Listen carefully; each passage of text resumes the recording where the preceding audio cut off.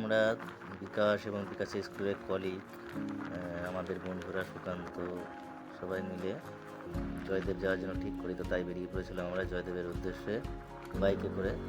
তো প্রথমে আমরা রাস্তা ভুল করে ফেলি, রাধানগর দিয়ে ঘোরার কথা ছিল কিন্তু সেই রাস্তা ভুল করে ফেলি। তারপর আবার সঠিক রাস্তায় এসে জয়রামপুর হয়ে আমরা পাঁচাল হয়ে বেলিয়াতোড় হয়ে দুর্গাপুর ব্যারেজের কাছে আসি। তো দুর্গাপুর ব্যারেজে এসে প্রথমেই আমরা সেলফি তুলতে লাগে, সবাই একটা গ্রুপ ফটো তুলে নিলাম। তারপরে দেবু সে তার নিজের মতো ছবি তুললো, বিকাশের ছবি তুলে দিলাম, সঙ্গে ছিল সুকান্ত। বসে আমার চোখকে না তুললে হয়, আমিও তুললাম, বিকাশ নিয়ে একটা ছবি তুলে নিলাম।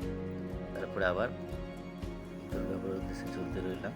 এটা মুছে পড়ে আছে, এটা হচ্ছে হাওড়া ব্রিজ দুর্গাপুরের। জায়গাটার নামই হচ্ছে হাওড়া ব্রিজ, ছোটোখাটো ব্রিজ।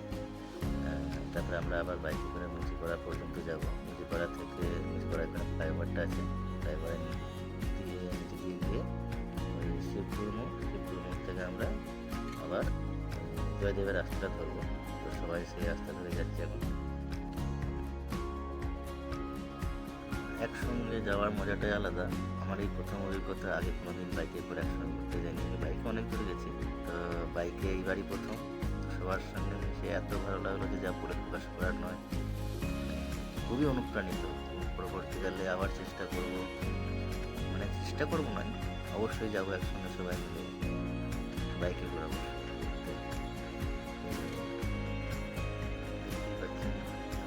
আমরা ওই রাস্তা ধরে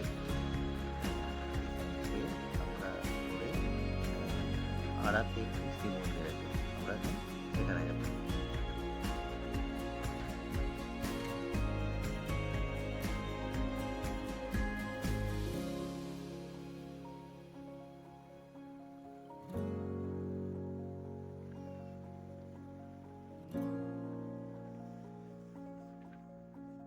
আমরা সেই শিব মন্দিরে এসে উপস্থিত হলাম।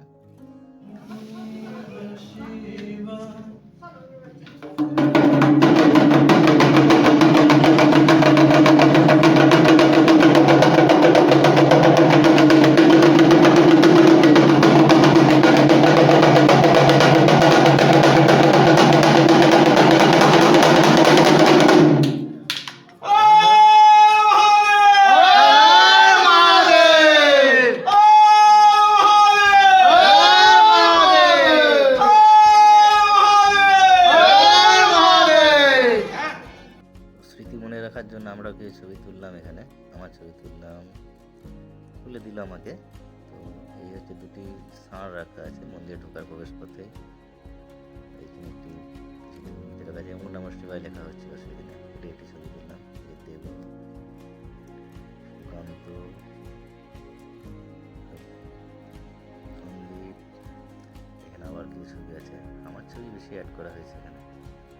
তো সেইটা এরপর আমরা এসে পৌঁছলাম সেই আমাদের বহু প্রতীক্ষিত জয়দেব। এই জয় নদী পার করছি, দেখুন কত সুন্দর দৃশ্য, দূর থেকে লাগছে দেখতে। সবাই হেঁটে হেঁটে নদী পার হচ্ছে। দেখিয়ে রেখেছে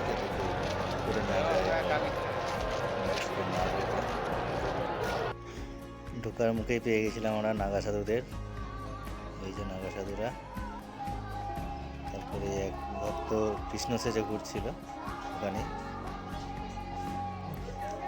তার ছবি নিলাম। তারপরে ঘুরলাম ওখানে যে আখড়াগুলি আছে, আখড়াগুলি।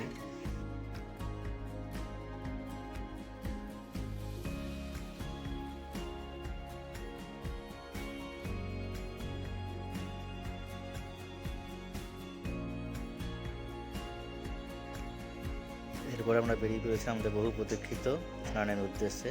স্নান করতে আসার সময় এটা ছবি। তারপর আমরা গেছিলাম ইস্কনে যাওয়ার, জয়দেবের যে ইস্কন মন্দির আছে সেখানে গিয়েছিলাম ঘুরতে। আমরা সকলে মিলে গিয়েছিলাম, ওখানে একটি নাম বেরিয়েছিল এখানে।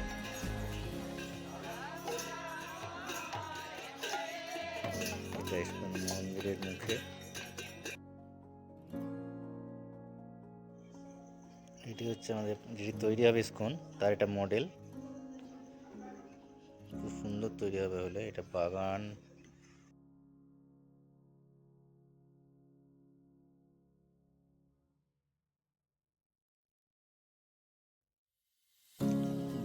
ঠাকুরের 12টি স্বর্গের কিছু শ্লোক এখানে চিত্রসহ আঁকা আছে এবং লেখাও আছে।